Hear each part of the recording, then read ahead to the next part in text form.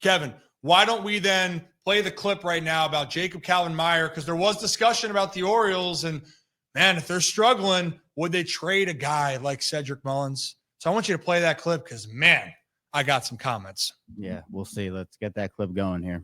At the deadline, man, Orioles fans are close to rioting right now. And if that happened, I think Orioles Twitter would probably burn to the ground. I would not rule anything out because of how shrewd this front office is. If they get to the point where they conclude that they have no chance of making the postseason, would they trade Cedric Mullins? Potentially. Remember in 2022 when they were still quote unquote rebuilding, they were a couple games back of a wild card spot and they traded Jorge Lopez and Trey Mancini. And those trades worked out really well for them and got them in pitching prospects. That did hinder their chances of making the playoffs that season.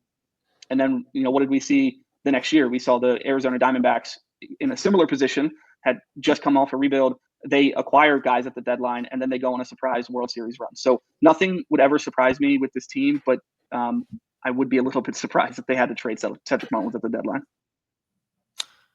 So right there, and a lot of people were having some panic around the Baltimore Orioles, and what do you do? And we weren't kidding that the Orioles have been probably the hottest talking point in the baseball world. Like, honestly, if you think about it, they have been one of the highest talking points in the baseball world. And Jacob Calvin-Meyer, he does a great job for the Baltimore Sun. And I know a lot of people in general get caught up with what is happening with the team. You're worried, okay, you're not extending guys. Would you trade guys? Are we just going to get new prospects? Are we going to rebuild? It's way too early for all of that, in my opinion, number one. But number two, my comments that I've had, Kevin and Zach, behind the scenes, I told you I was very fired up and passionate about this. I am adamant, and you guys know how much I love Cedi. And we talk about knowing people as people first. I love Cedric Mullins as the person first. He was my teammate in the minors. I played against him. Genuine guy that I pull for so much because of who he is. Now let's talk about the actual player, Cedric Mullins. Cedric is still, in my mind, so damn underrated. And everyone wants to find a different way to tear down why he hasn't been that player since 2021.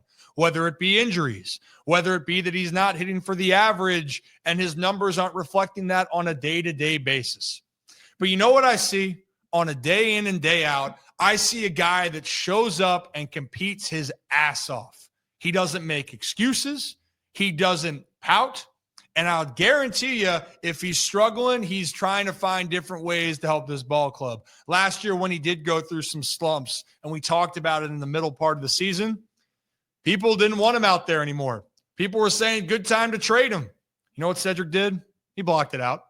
You know what he did? I'm going to go make plays for my pitcher. When I get on base, I'm going to find a way to create some chaos and be someone to this team, help them in some capacity. And whatever the Orioles decide to do, I understand things are a business.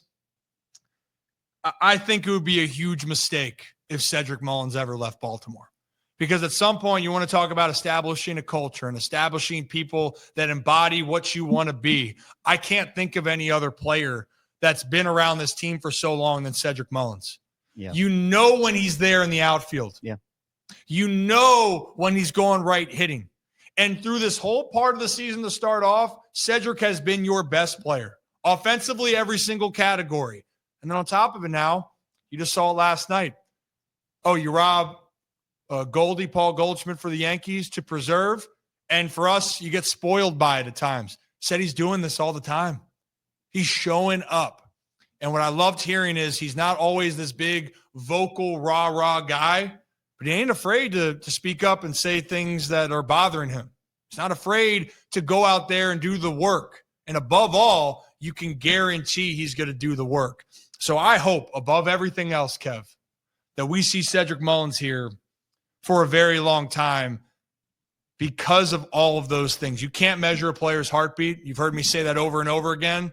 Cedric embodies all that and more, and I think he's exactly what Baltimore needs. And we talked about losing Santander. Yeah. What hurt the most wasn't that Tony's production is gone.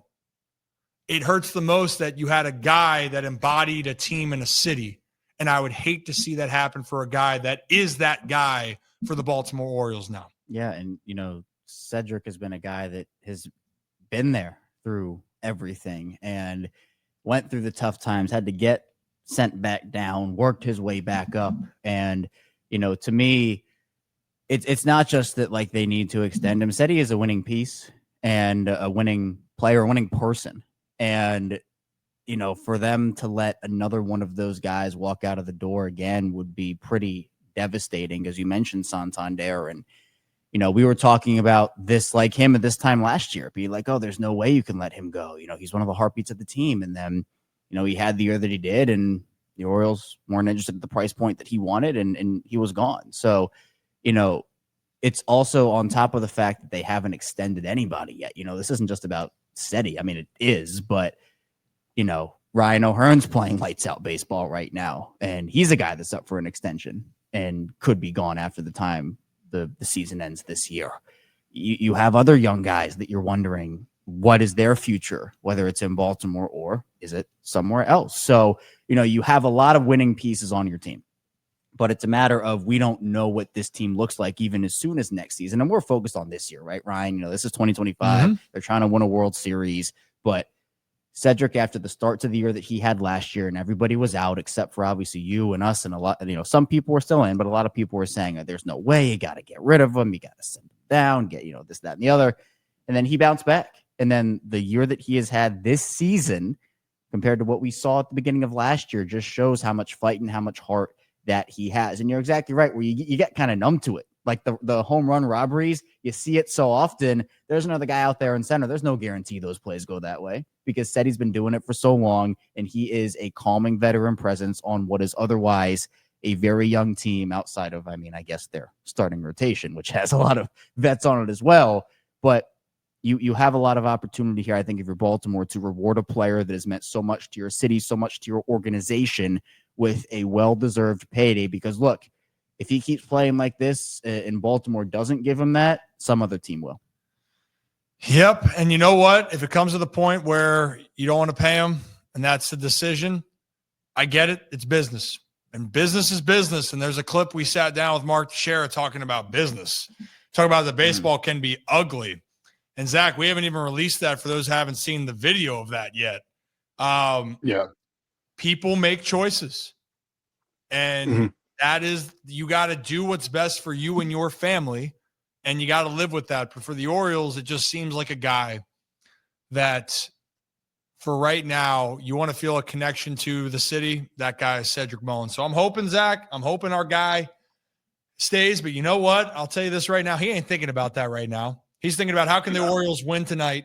How can they move forward? How can they continue to find ways? And if you take care of what you got to do, the business eventually is going to take care of itself. So and that's part of the reason. Yeah. That's part of the reason why he's so successful. And let's, Kevin, you brought it up. Who are the two guys offensively that are saving the Orioles' asses this year? Because even outside of people are saying if Cedric Mullins and Ryan O'Hearn weren't playing the consistent ball that they've been playing, this team would be in worse shape than the Colorado Rockies. Like, we're talking Rockies historically bad. The Orioles would be right on pace with them if it wasn't for Cedric Mullins. Even last night, O'Hearn, the 3-run shot to put him over 4-0. Mullins with the 2-run homer, both of which, even if just one doesn't happen, technically, obviously, we don't know how the game unfolds after that. We technically lose to the Yankees last night. These guys know how to fail. And they're the only one in the offense right now that I can actually say knows how to fail. Because with these young guys, I think the biggest thing is it's mental. When they've gotten into slumps and stuff, you can see it eating at them. They're pressing. They're trying to do too much. This is when we get into that everyone is home run or bust. Ryan O'Hearn, career platoon guy, was given up on in Kansas City. We talked about Cedric Mullins. Had such a bad year they went from the major sent down to Double-A. Had to reinvent himself from a switch hitter to just a lefty. These are guys who have been through it all, know that baseball's not all sunshine and rainbows. and they go out there and they compete and they grind. They fight for every single at bat. So yeah, both of those guys are guys that I'm thinking you can't get rid of them. You certainly can't trade them mid-season, because while these young guys are trying to still figure it out, because they are, we talk about Gunnar and them. Gunner's 23, Jackson's 21. Like, these are still young guys figuring it out at the highest level. While they're still trying to work through their struggles, you need those veterans like Cedi, like O'Hearn, who are more than just on-field production. It's the veteran leadership. It's what they bring to the clubhouse. Those guys are saving this team right now. Yeah, I mean, and look, newsflash, for those that don't know, baseball is so damn hard. It's a sport I have a huge love and hate for it, right? Because I love the fact of the memories that I made, the people that I've met, the experiences. It's taught me a lot of how to deal with failure. But you know what I did hate? I didn't like failing, Zach, and you fail a ton. And especially if you get an opportunity to continue to climb the ranks in if it's high school, college, get the pro ball, and it's a magnifying glass, and you get to the big leagues, let alone there, where it's all based on your production, and you are going to have to be okay with failing, being scrutinized at the highest level, day in and day out. And I'll be honest, it's just putting it very bluntly, it can suck. But at the end of the day, that's a part of what you sign up for. Then how do you get out of it? And if you're able to get out of it, some good things can happen. And that's why guys that have been there and done that are so valuable. And that's why Cedric Mullins said he's one of the few guys that can sit there and go, yeah, I was a starting center fielder, and then I dropped 2 levels down to Double-A. And I thought I wasn't going to get a chance at the big leagues again. And then whammy, you battle through it. You had an injury to somebody else that made you make the roster in 2020. And then you have a 30-30 season, 30 jacks, 30 doubles. And all of a sudden, Cedric Mullins been a big leaguer and a staple in the Baltimore Orioles since 2021.